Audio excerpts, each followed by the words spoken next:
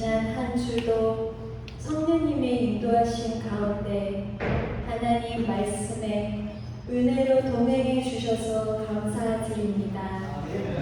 저희의 믿음이 계속 성장하여 하나님의 말씀을 더욱 사랑하며 저희의 삶 가운데 순종의 열매가 더욱 풍성하여지기를 기도합니다. 오늘은 특별히 추수감사를 예배를 드립니다. 전 세계적으로 모두가 힘든 상황 가운데에서도 인도하시고 지켜주시는 하나님의 사랑에 감사드립니다. 주님으로부터 받은 사랑을 우리의 형제들과 함께 나눌 수 있는 새생명교회가 되기를 원합니다. 나눌수록 더욱 풍성해지는 주님 나라의 은혜를 더욱 경험하기를 원합니다. 이 시간 저희의 온 마음으로 주님을 찬양합니다. 예수 그리스도의 이름으로 기도드립니다.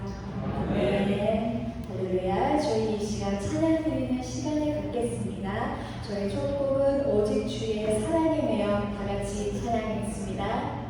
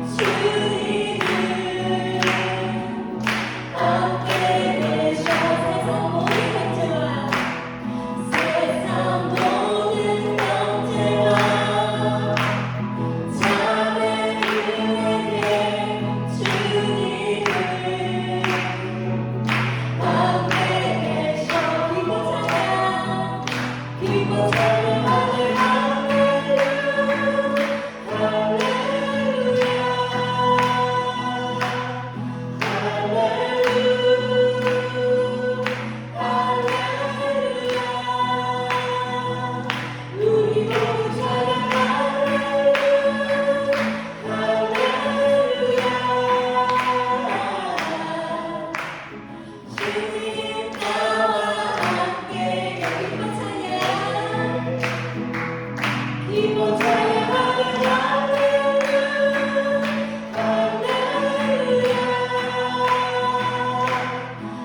할렐루야 할렐루야 우리 모두 찬양 할렐루야 할렐루야 주님 나와 함께 계시는 하루여서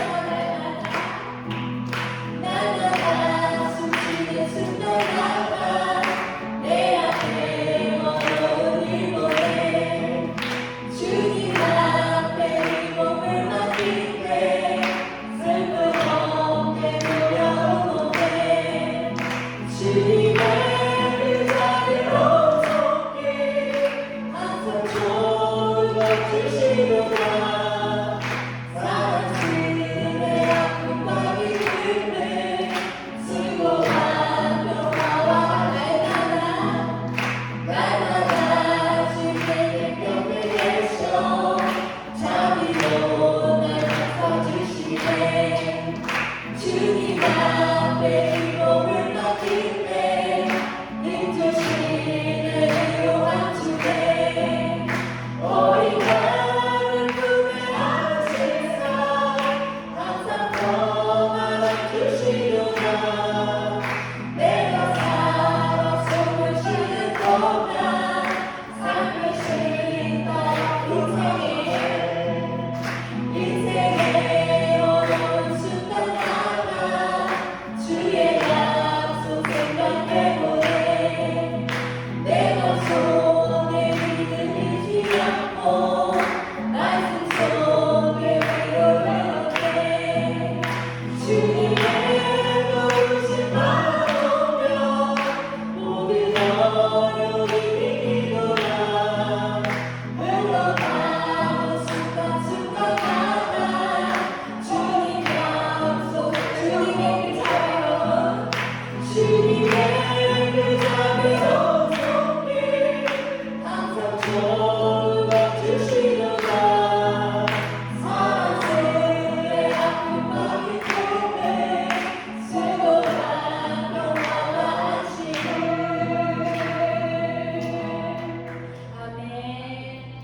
바로 이어서 다 같이 그럼에도 불구하고 다 같이 찬양하겠습니다.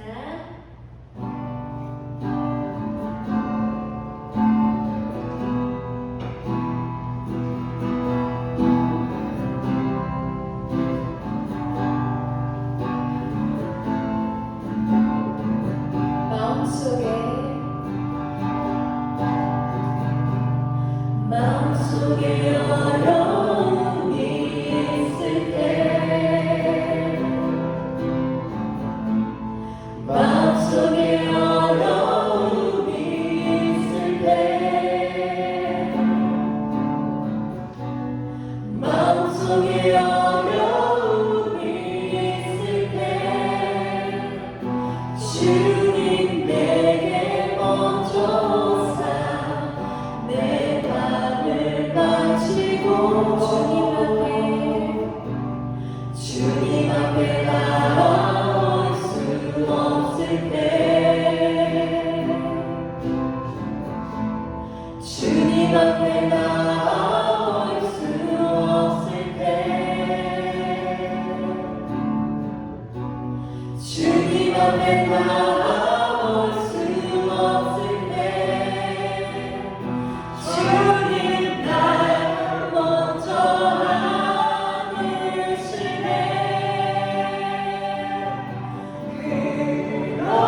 그럼에도 불구하고 날 사랑하시네 내 하나님 내 사랑은 나의 모든 걸 덮고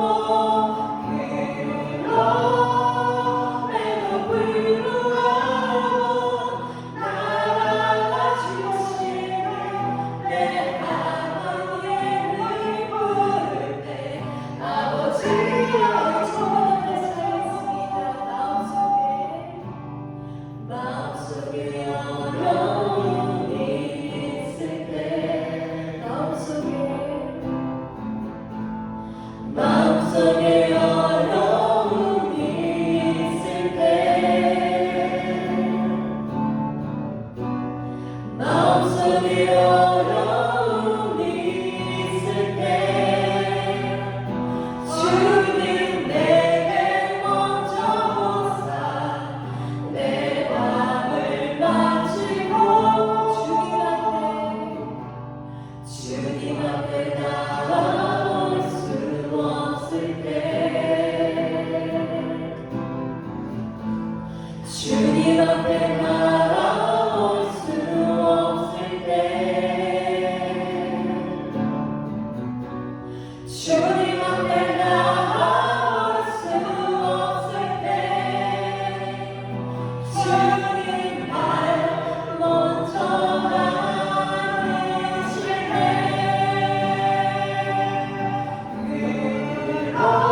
그럼에도 불구하고 날 사랑하시는 내 하나님 내 사랑은 나의 모든 걸 덮고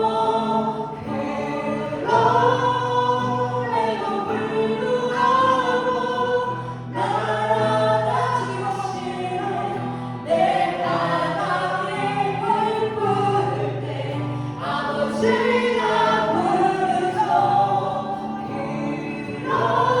그럼에도 불구하고 날 사랑하시는 내 하나님의 사랑은 나의 모든 걸 덮고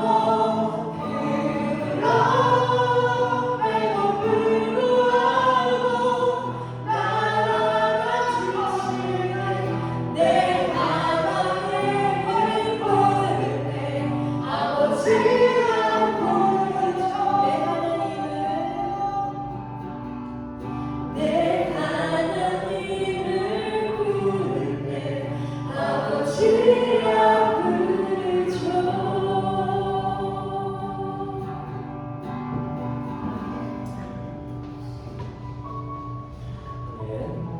우리 시간 함께 묵상하시겠습니다. 여호와는 나의 목자시니 내가 부족함이 없으리로다.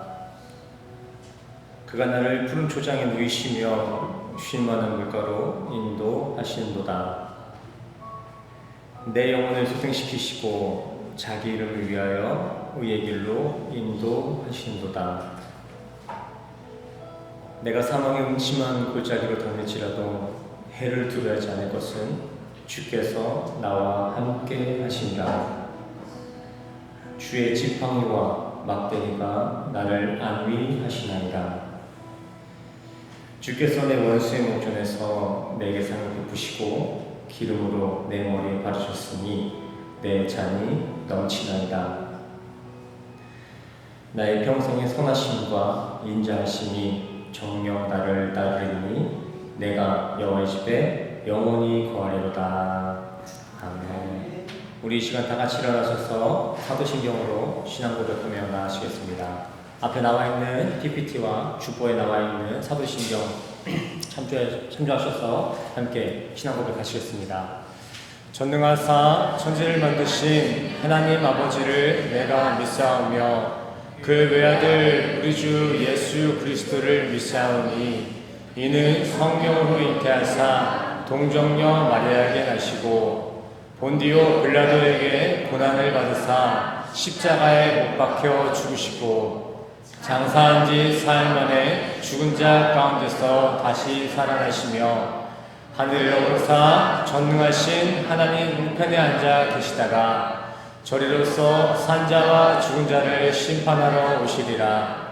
성령을 믿사오며 거룩한 공예와 성도가 서로 교통하는 것과 죄를 사하여 주시는 것과 몸이 다시 사는 것과 영원히 사는 것을 믿사옵나이다. 아멘. 모두 접속해 주세요.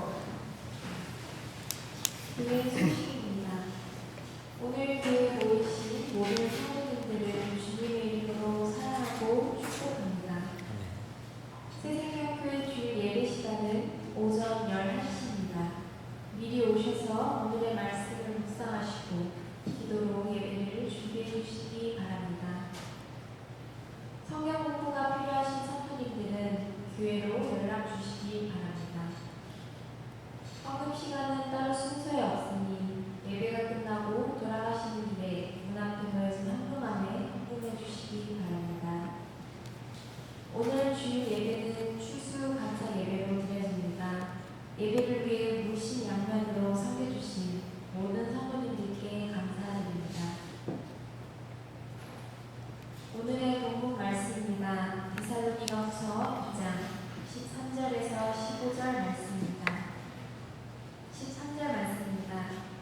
주께서 사랑하시는 형제들아, 우리가 항상 너희에 관하여 마땅히 하나님께 감사할 것은 하나님이 처음부터 너희를 택하사 성령의 거룩하게 하심과 진리를 믿음으로 구원을 받게 하시니 이를 위하여 우리의 복음으로 너희를 부르사 우리 주 예수 그리스도의 영광을 얻게 하려 하십니다.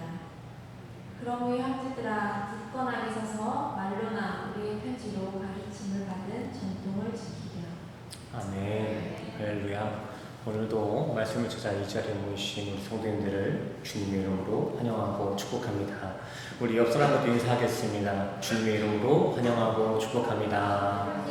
환영합니다. 축복합니다.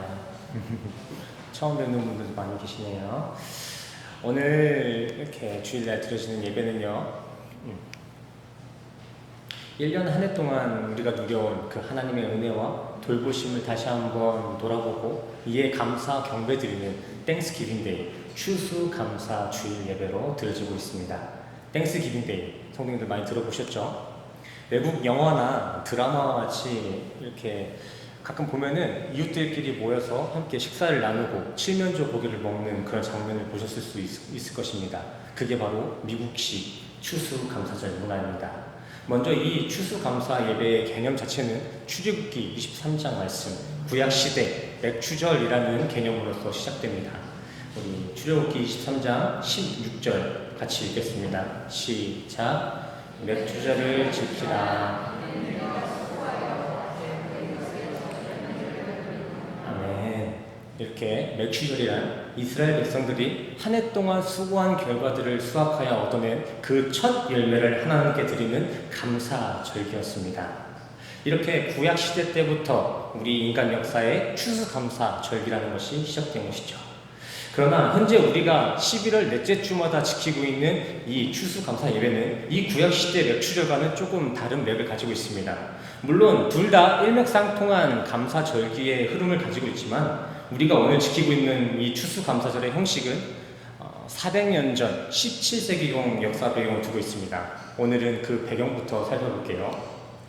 예로부터 자신들이 전통임을 자부하며 신앙생활을 이어오던 영국 교회들은요, 지금으로부터 400년 전 BC 16세기경부터 정치 권력 세력들과 혼합주의의 영향을 받아서 기독교 신앙 정신, 그 기독교 정신을 다 잃어버렸습니다.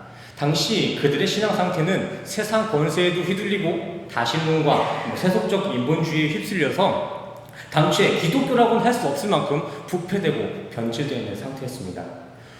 자, 국왕의 권한은 신으로부터 주어진다라는 왕권 신수설, 그리고 돈만 내면, 교황에게 돈만 내면 모든 죄는 사함받을 수 있다는 그 면죄부, 그러한 적그리스도적인 주장이 바로 이 시기에 탄생된 대변들입니다. 당시 그 교회엔 신앙의 숭고함은 전혀 없었고요, 오직 권력과 돈을 위한 수단 종교가 되었습니다. 그러나 그러한 정치적이고 종교적 혼란함 가운데서도 순결한 믿음을 지켜온 무리들이 있는데 그들이 바로 퓨리탄 청교도인입니다. 그러한 순결한 신앙을 지키던 청교도인들은요, 변질된 교회의 박해를 피해서 미국 땅으로 건너오게 되죠. 당연히 그 당시 미국은요, 우리가 생각하고 있는 그 미국이 아닙니다. 당시의 미국은 허허 벌판에 먹을 거라고는 하나도 없었던 그냥 광야와 같았습니다. 그러기에 청교도인들은요, 이렇게 이주를 하자마자 그 새 땅을 새로 개간하고 곡식 농사를 지으면서 한 해를 보냈고, 이후 그 농사의 첫 수확물을 얻는 그 시점, 추수 때 하나님 앞에 감사 예배를 드렸는데 그날이 바로 오늘 우리가 드리고 있는 추수 감사절의 기원이 된 것입니다. 참 의미 있는 날이죠. 또 지금이야 인권이 어느 정도 보장이 되고 있고 존중받는 시대이지만 대부분의 나라들 간에서도 이렇게 이주를 한다 해도 큰 문제가 없습니다. 하지만 청교도인들이 이주했던 그 400년 전 당시에서는 영국에서 미국까지 옮겨간다는 그 이민의 여정은 말 그대로 여행이라기보다는 탐험이고 모험이었습니다. 지금은 미국까지 가는데 잠깐 자고 일어나면은 밥도 먹고 잠자고 딱 일어나면은 미국에 도착할 수 있었지만 그 당시에는 그런 일정이 아니었습니다. 당시 청교도인들이 이민하는데 사용했던 그 수송시설 메이플라워도 식량 보관 설비가 너무나 취약했습니다. 또 춥고 더운 날씨에도 대비책이 마련되지 못했어요. 실제로 이 청교도인들이 그 미국까지 이주하는 그 가정 가운데 굶어 죽어서 아사한 사람도 있었고, 또 춥거나 얼어 죽는 사람, 더워서 이렇게 기진맥진해서 죽는 사람도 많았다고 합니다. 그들은 그렇게 어렵게 새 땅에 도착함과 동시에 또 원주민들과의 생사를 다투는 영역 전쟁 또한 각오를 해야 했습니다. 말 그대로 청교도인들이 결심한 신앙의 수호, 이민의 여정에는 험난한 고난은 물론이고 죽음까지 각오해야 했던 중대한 결심이 필요했다는 것입니다. 현 시대의 최고 선진국으로 꼽히는 이 미국이 이렇게 시작됐다는 것이죠. 그렇게 청교도인들이 목숨을 걸고 먼 땅 북아메리카에 넘어와서 산전수전을 다 겪고 또 허허벌판에 1년 한 해 동안 열심히 농사하고 추수한 그 감격스러운 날을 예배했던 그 날이 바로 11월 네 번째 주 목요일이고요. 그를 기억하고 기념하는 날이 바로 오늘 추수감사주일입니다. 오늘은 그냥 이렇게 과일을 나열해 놓고 그냥 칠면조나 뜯어먹는 그런 간단한 날이 아닙니다. 혹자는 또 이러한 날들이 농사짓는 사람이나 뭐 미국인들에게만 한정된 내용이라고 이야기하기도 하지만 그렇지 않습니다. 이 청교도인들의 역사적인 이주 사건은 현대인에게 물론이고 기독교 성도들에게도 아주 중요한 사건입니다. 깊은 연관성이 있어요. 그 청교도인들의 믿음의 결단, 복음 수호의 개척이 없었다면 지금 현재 최강 선진국이라 불리는 미국의 모습도 존재할 수 없었을 것이고, 그 미국에서 파송받은 그 한국에 파송되어진 그 미국 선교사님의 행방도 우리는 확신할 수 없습니다. 미국이라는 국가가 없고 미국 선교사들이 한국에 파송되지 않았었더라면 현재 우리 한국 기독교의 모습이 지금과 같았을 거라고는 장담할 수 없다는 것이죠. 물론 먼 맥을 따라 올라가야겠지만 본래 우리 기독교 개신교는요, 저 퓨리탄 청교도인들의 행적으로부터 파생되어진 기독교 공동체입니다. 프로테스탄트, 우리 개혁주의 개신교 자체가 저 청교도인들의 정신을 받아 만들어진 공동체들입니다. 이렇게 오늘날의 기독교는 하루아침에 뚝 떨어진 게 아니라 청교도인들과 같이 사생을 결단한 수많은 신앙의 선배님들의 피나는 역사들이 만들어낸 믿음의 결과물입니다. 우리 성도님들이 이 교회에서 이렇게 편안한 분위기 가운데서 예배드릴 수 있는 것은 다 이렇게 신앙의 선배님들의 역사로서 만들어진 것입니다. 그러기에 비록 오늘날 우리가 그 미국 땅에 살지도 않고 농사를 짓지 않고 있지만 우리는 그 청교도인들의 영향으로 인해 우리 또한 그 동일한 은혜의 선상에 동참되었음에 감사하는 삶을 살 필요가 있는 것입니다. 그렇다면 우리 성도들이 이런 의미 있는 추수감사주일날 가장 먼저 주님 앞에 내놓아야 할 그 감사의 제목은 무엇일까요? 이렇게 의미 있는 추수감사주일날 우리 성도들이 주님 앞에 내놓아야 할 감사의 제목, 중요한 것은 가장 큰 감사의 제목 무엇일까요? 한번 생각해 보시기 바랍니다. 각자 자신들에게 한 해 동안 자신이 받은 가장 큰 감사의 제목이 무엇인지 한번 스스로 질문해 보시길 바랍니다. 나에게 있어서, 내 한 해에 있어서 가장 큰 은혜, 그것은 무엇이었지? 어려운 시기에도 사업을 지켜주신 그 돌보심을 먼저 감사하는 분들도 있으실 거고요. 자녀들의 건강에 대한 감사, 혹은 인간관계의 원만함을 허락하신 그 도우심에 대해서 감사, 더 나아가서 평안한 일생을 허락하신 그 은혜를 감사하는 분들도 계실 것입니다. 이 외에도 각자가 너무나 많은 감사의 제목들을 가지고 있을 거예요. 하지만 여기서 우리 성도님들은 앞서 제가 그 감사의 제목 앞에 사용한 가장 큰이라는 수식어를 기억하셔야 합니다. 가장 큰, 우리 성도들이 주님 앞에 내놓아야 할 가장 큰 기도의 제목, 한번 대답해 보시길 바랍니다. 우리 성도들이 주님 앞에 내놔야 할 가장 큰 기도의 감사의 제목. 힌트, 지난 시간 제가 하나님께서 우리에게 주고자 한 가장 좋은 것은 뭐라고 말씀드렸죠? 하나님이 우리에게 주고자 하시는 가장 좋은 것, 지난주에 있잖아요. 지난주에 하나님께서 우리에게 주고자 하시는 가장 좋은 것, 성령입니다. 성령의 은혜. 이와 마찬가지로 우리 성도님들의 가장 큰 기도의 제목에는, 그 감사의 제목에는 성령의 구원하심이 고백되어야 될 줄 믿습니다. 물론 세상 어려운 상황 가운데서도 우리에게 물질로 입혀주시고 건강을 챙겨주시고 또 우리가 당연히 감사해야 될 제목이 맞습니다. 하지만 우리 성도들이 가장 큰 감사의 제목으로 삼아야 될 것은 세상의 풍요나 윤택함이 아니라 구원임을 잊어서는 안 됩니다. 성도에겐 어떤 감사의 제목도 천국 구원보다 먼저가 될 수 없어요. 너무나 당연한 것이지만 왜 이 구원이 우리 성도의 가장 큰 감사의 제목일까요? 왜? 세상 질서 가운데 우리를 입혀주시고 먹여주신 것도 감사한 것이지만 왜 구원이 가장 큰 감사의 제목일까요? 그렇게 입혀주시고 먹여주시는 그 세상에 나타난 것들에 대한 감사는요, 한시적으로만 사용되는, 유효되는, 세상에서만 유효되는 것들이지만 성령님의 구원에 대한 감사는 우리가 육을 벗은 이후에서도 영원토록 고백되고 기록되어질 것이기 때문입니다. 오늘 함께 보신 본문 말씀에서도요, 우리 성도가 감사해야 할 제목을 이렇게 분명히 기록하고 있습니다. 13절, 마땅히 하나님께 감사해야 할 것은 하나님이 처음부터 너희를 택하사 성령의 거룩하게 하심과 진리를 믿음으로 구원을 받게 하심이니. 아멘. 본문에서의 바울은 무엇이 성도가 하나님께 감사해야 될 제목이라고 말하고 있습니까? 줄쳐져 있잖아요. 우리를 거룩하게 하시고 진리를 믿음으로 구원받게 하심에 감사하라 라고 기록하고 있습니다. 우리 이 구절을 요 몇 주간 나눴던 그 설교 내용들을 투영해서 한번 의역해 보도록 하겠습니다. 너희는 창세전 언약, 우리가 이 땅에 태어나기도 이전부터, 그 영원 전부터 이미 미리 우리를 천국 백성으로 택하시고 우리를 그의 거룩한 영역 선 안에 거하게 하심에 감사하고 세상에 사라질 이치가 아니라 영원한 진리를 신뢰하게 하시어 천국을 허락하신 주님께 감사하라. 이것이 지금 바울이 현대 교회들에게 말하고 있는 메시지입니다. 더 간단히 한 줄로 정리해보자면 너를 진리로 구별하여 성도되게 하신 하나님의 은혜에 감사하라 라는 것입니다. 아멘. 이게 바로 우리 성도들에게 나와야 할 감사의 제목입니다. 근데 전제 조건이 있습니다. 그냥 모두가 그렇게 감사해야 된다는 것이 아니라 주께서 사랑받는, 주님이 사랑하시는 형제가 맞다면은 우리의 삶 가운데는 감사가 있어야 된다는 것이죠. 13절에 나온 오페일로, 마땅이라는 단어의 원어 오페일로 또한 우리가 주님께 사랑받는 그 형제들이 맞다면 우리의 삶에선 바로 구원에 대한 감사가 마땅히 고백되어져야 된다는 이야기를 하고 있는 것입니다. 감사는요, 그냥 우리의 보답이나 표시가 아니라 주님께 사랑받는 이들의 그림자입니다. 그림자.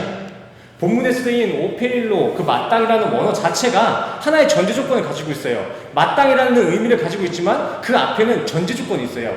죄인된 이들, 빚진 자들, 이 대상을 전제하고 있는 단어입니다.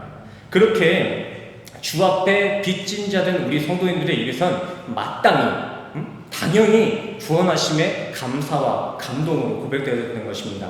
누가 시켜서가 아니라 깨달음의 표현으로서 우리가 밥을 많이 먹게 되면은 누가 시키지 않아도 배부르다, 잘 먹었다, 이렇게 자신이 가지고 있는 의견들을 뱉어내는 것처럼 우리도 진짜 하나님의 사랑을 얻어 먹고 성도가 되었다면은 우리의 삶 가운데는 그 배부르다는 표현과 같이 자연스러운 감사가 그림자처럼 나와야 된다는 것이죠.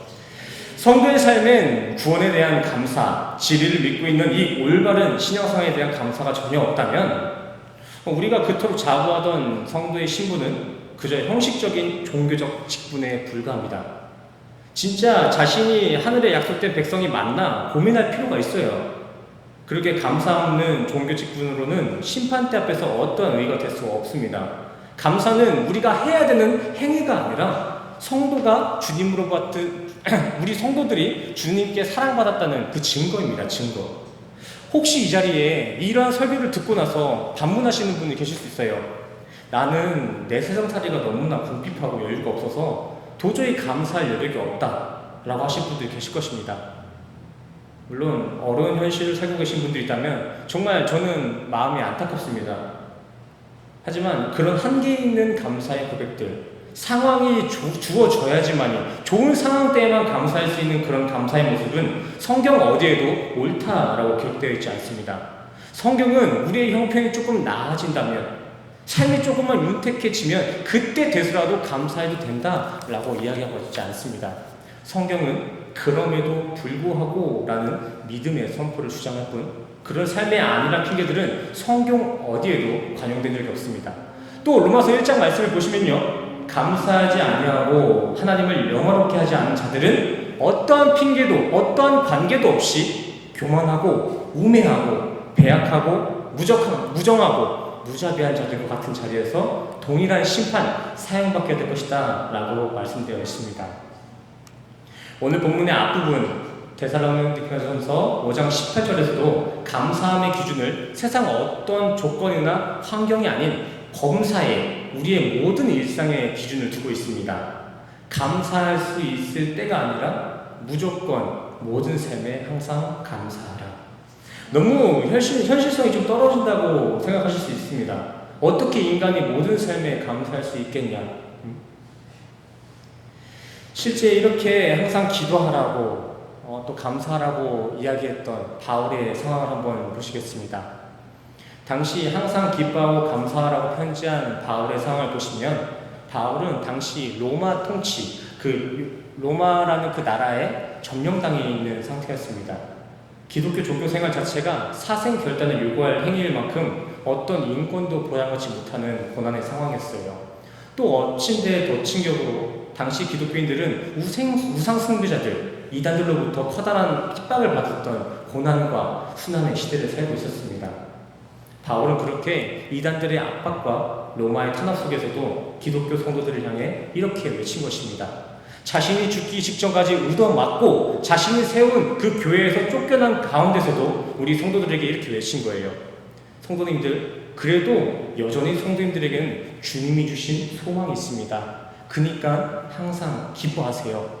그 사실을 잊지 말고 끝까지 범사에 감사하시길 바랍니다. 나의 바울이라고 생각해 보세요. 제가 신앙생활을 한다는 그 이유 하나 때문에 나의 가족들, 친지들, 나의 모든 이웃들이 죽음까지도 마다하지 못했었는데, 죽기 직전까지 얻어맞는 경우도 허다했는데, 그 가운데서도 바울은 기뻐하라, 감사하라고 고백했습니다. 왜요? 우리에게는 소망이 있기 때문에. 성도님들의 삶 가운데서도 이런 주님으로 말미암은 그 소망의 기쁨이 있으신가요? 그 어려움들이 이겨낼 그 소망이 있으신가요? 정말 각자의 분주한 일정 가운데서도 주님으로 인한 그 소망이 우리의 삶 가운데 감사로 고백되고 계신가요? 정말 내 삶 중에 그러한 소망에 대한 기쁨과 감사가 차고 넘치고 있다면 성경은 그러한 감사의 삶을 산자의 삶이라고 이야기하고 있습니다. 이사야서 말씀입니다. 소홀히 주께 감사하지 못하며 사망의 주를 찬양하지 못하며 구덩이에 들어간 자가 주의 신실을 바라지 못하되 오직 산자, 곧 산자는 오늘 내가 하는 것과 같이 주께 감사하며 주의 신실을 아버지가 그의 자녀에게 알게 하리이다. 시편입니다. 사망 중에서는 주를 기억하는 일이 없사오니 수월에서 주께 감사할 자가 누구리오까. 아멘. 이사야와 다윗의 시편글에 의하면 산자, 생명 있는 하나님의 자녀만이 감사를 고백할 수 있는 것이며, 수월, 그 지하 무덤에 지옥 구덩이에 던져진 자들은 하나님을 기억할 수도 없고 감사와 찬양을 할 수도 없다라고 나와 있습니다. 나의 삶 가운데, 우리의 삶 가운데 주님으로 인한 그 감사의 고백이 주어지고 있다면 그 삶이 곧 구원의 증거라는 것입니다. 하지만 이와 반대로 우리의 지나온 일상을 돌아봤을 때 그 일상에 도저히 감사라고 찾아볼 수 없다면 그러한 감사 없는 삶은 그저 이성적이고 합리적인 삶이라고 포장시킬 게 아니라 그러한 감사 없는 삶은 죽은 자들의 삶, 무덤에 던져질 지옥의 삶을 의미하는 것을 우리는 기억할 필요가 있는 것입니다. 성도에게 있어 감사는 호흡과 같습니다. 살아있는 성도가 맞다면 그 성도에겐 자연스럽게 고백되어지는 그런 호흡의 감사, 이 호흡의 감사야말로 진짜 구원의 증거예요. 성도의 삶에 감사가 없다면 그 성도는 호흡할 수 없는 시체와 같다는 것이죠. 물론 감사라는 이런 어떤 행위가 단독적으로 구원을 이룰 수 있는 기능을 가지고 있다는 건 절대 아닙니다. 하지만 이 감사라는 고백은요, 구원의 분명한 그림자 역할을 합니다. 증거라는 것이죠. 구원의 증거. 콩 심은 데 콩 나고 팥 심은 데 팥 나는 것처럼 우리가 성도가 된다면 성도의 삶 가운데서는 감사의 열매가 맺혀지는 것이죠. 그래서 감사함이란 내가 감사한다 안 한다라는 그 기로에 서 있는 선택사항이 아니라 구원받은 이들의 그림자가 되는 것이며, 감사의 부재는 곧 하나님의 섭리를 신뢰하지 아니하는 자기 교만의 증거가 되는 거예요. 내가 감사하지 못하는 것은 은혜를 인정하지 아니하고 내 힘만을 의지하겠다는 교만의 표현입니다. 하나님께서는 그래서 예레미야서 말씀을 통해서 감사하지 않은 이들을 교만의 뿌리에 사로잡힌 이들이다 라고 명령하시며, 그들을 결국 썩어지게 할 것이다, 눈물을 흘리며 통곡하게 될 것이다 라고 경고 메시지를 남기셨습니다. 왜 이렇게까지 이 감사가 중요한 기준이 되었는지는 원론적인 부분을 들어가서 한번 정리해 보겠습니다. 로마서 3장 23장 3절 말씀이 근거된 말씀입니다. 하나님은 당연히 지옥에 던져질 수밖에 없는 우리 인간의 비참한 현실을 비현실적인 십자가 사건으로 단번에 우리 인간을 천국으로 인도해낼 천국문이 되어주셨습니다. 단순히 죄를 용서해 주실 뿐만이 아니라 영원한 안식으로 들어갈 수 있는 천국문이 되어주셨어요. 그러기에 우리는 그 구원의 대표 원리이신 예수의 십자가를 믿고 따르기만 한다면 우리의 영혼은 지옥을 면할 뿐만이 아니라 천국에서 영원히 안식할 수 있게 되는 것입니다. 근데 이러한 진리, 이러한 혜택, 이러한 은혜를 깨달은 성도의 삶에 감사가 없고 기쁨이 없다면 이건 얼마나 모순될까요? 우리가 받은 것을 진정 깨달았다면 어떻게 우리의 삶 가운데 감사가 나오지 않을 수 있냐는 것입니다. 본래 우리 성도들의 의미 자체가 구원의 진리를 깨닫고 그 감사함으로 십자가의 길을 동참하여 걷는 이들, 주님과 기쁨으로 동행하는 삶을 사는 이들을 의미하는 거잖아요. 근데 어떻게 성도라는 우리가 매번 상황에 따라서만, 좋을 때만 감사할 수 있겠습니까? 주님이 우리에게 허락하신 기쁨과 감사는 세상의 어떠한 조건들, 핑계에 좌지우지될 만큼 빈약하지 않습니다. 수시로 흔들리는 이 조건부의 감사는 성도의 감사 분량을 온전히 채워낼 수가 없습니다. 성경이 말하는 감사가 아니라는 것이죠. 성경이 말하는 온전한 감사의 기준을 그렇게 세상 어떤 충족 조건에 대한 인사 정도로 대체한다면 우리는 결코 성경이 요구하는 성숙한 감사를 행할 수가 없어요. 성경이 우리 성도들에게 요구하는 감사의 그 바운더리, 그 감사의 분량은 그저 뭘 해주신 것에 대한 감사 정도가 아닙니다. 단순히 신의 도움으로 잘 살고 윤택함을 받았다라는 거기에 대한 감사의 표현은 다른 종교인들도 다 할 수 있습니다. 기독교뿐만이 아니라 자신이 누리고 있는 그 삶에 대한 감사는 다른 종교인들도 다 할 수 있어요. 우리 성도들이 고백해야 될 감사들은, 감사의 제목은 다른 종교들은 따라하지도 못하고 얼씬거리지도 못할 예수 그리스도께서 우리에게 허락하신 그 십자가의 구원임을 기억하실 필요가 있습니다. 좀 전에 제가 감사는 구원의 그림자다라고 말씀드렸는데, 다른 종교인들도 매사에 감사를 고백하는 사람들이 정말 많아요. 만약 그러한 필요 충족에 대한 감사가 진짜 성경이 말하는 그 감사의 조건이 맞다면은 어느 누구 하나 구원 못 받을 사람 없습니다. 이슬람도 천국 갈 수 있고요. 불교도, 천주교도 다 천국 갈 수 있습니다. 정말 세상이 주는 그 세상 조건에 대한 감사가 성경이 말하는 그 감사가 맞다면요. 물론 세상 질서 또한 모두 주님이 주신 그 은혜가 맞지만 우리 성도들이 진정 가장 큰 감사를 고백해야 될 제목은 날 구원하신 성령의 은혜라는 것입니다.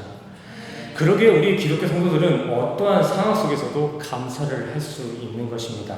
해야 되는 게 아니라 할 수 있다는 것입니다. 성경에서도 분명히 기록하고 있잖아요. 항상 기뻐하라, 범사에 감사하라. 이러한 진리가 내 삶의 필요를 채워줄 거니까 먼저 믿음으로 감사하는 것이 아니라 하늘에 약속된 그 영생을 기억하면서 그 소망 가지고 내가 오늘 겪고 있는 그 어려움 속에서도 그 소망 붙잡고 감사해 보자라는 것입니다. 지금 성도님들의 일상이 너무 힘들게 느껴질 수도 있습니다.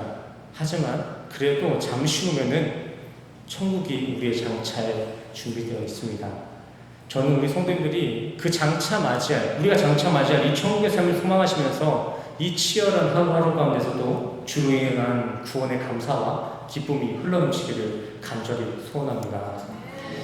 여기 이 땅, 이 세상은 전부가 아닙니다. 우리의 끝이 아니에요.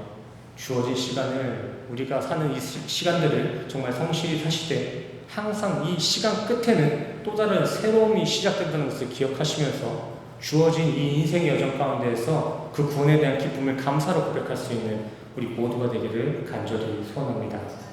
이러한 일상에서의 감사, 이러한 감사의 고백이 넘쳐나는 것, 이것이야말로 하나님이 진정 원하시는 추수 감사 예배가 되는 줄 믿습니다. 우리 옆 사람과 인사하겠습니다. 감사하는 인생 되시길 바랍니다.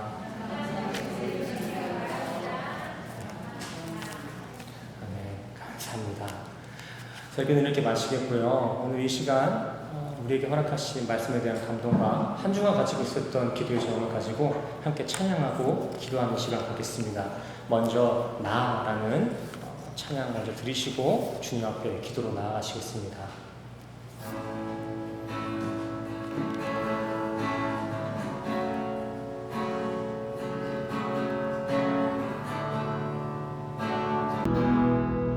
가사를 생각하시면서 함께 시작하겠습니다. 나는 전쟁 없으나 나 가진 죄는 없으나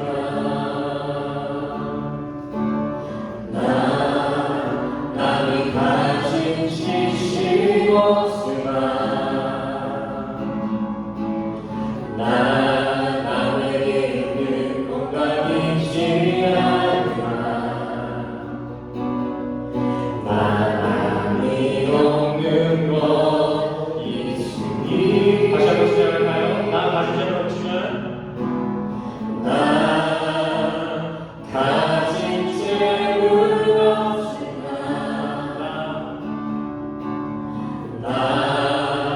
나는 가진 지식 없으나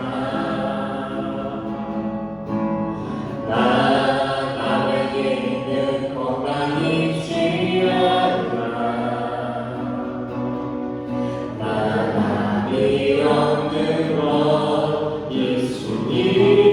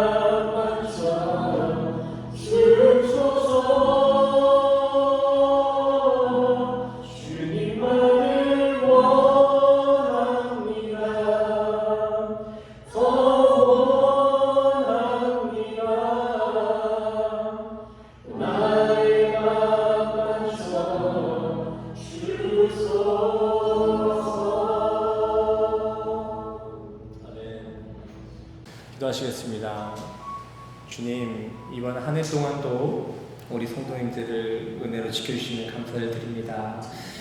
우리 성도들 모두가 한 해 동안 정말 많은 은혜를 받았지만 그 중에서 더욱이 주님 앞에 감사해야 될 것은 세상의 조언이 아닌 주님의 말씀을 신앙하게 하시고 우리의 소망을 이 땅이 아닌 하늘 향하게 하신 그 은혜에 감사를 드립니다.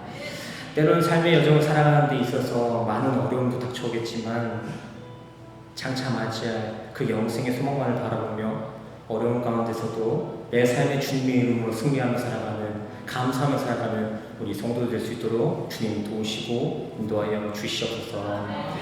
주님, 또한 이 시간 주님 주신 은혜에 대한 감사의 고백으로서 물질로서 헌신 봉사로서 봉헌함을 드리십니다.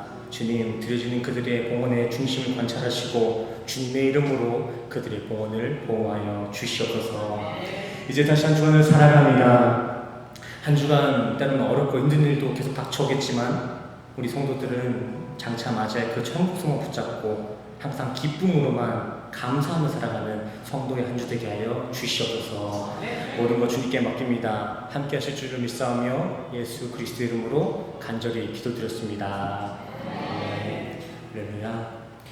우리 이 시간 다 같이 일어나셔서 축복의 통으로 함께 축복하는 찬양하시고 축도로서 오늘 예배를 마치도록 하겠습니다.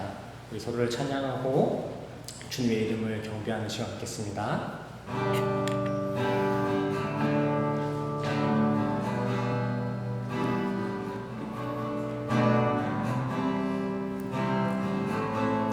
당신은 하나님의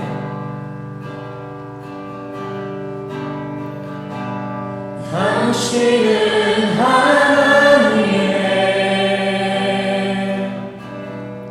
언약 안에 있는 축복의 통로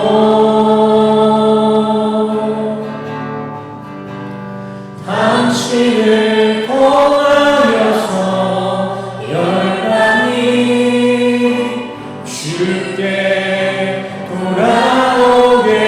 우리 2절로 찬양할까요? 우리 성도님들이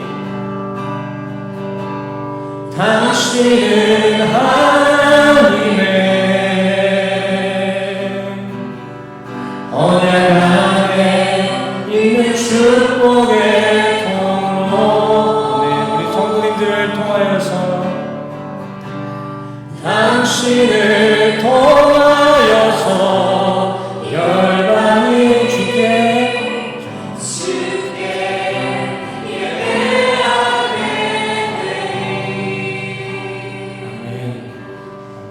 우리 다 같이 가슴에 손을 모으시고 함께 축도로 나아가시겠습니다. 축도하시겠습니다. 지금은 우리 주 예수 그리스도의 은혜와 십자가로 확정하신 주님의 사랑과 하나님의 영이신 성령님의 교통하심이 오늘 이 자리에 모인 모든 성도님들이 머리머리 위에 지금부터 영원까지 함께 하시기를 간절히 축원합니다.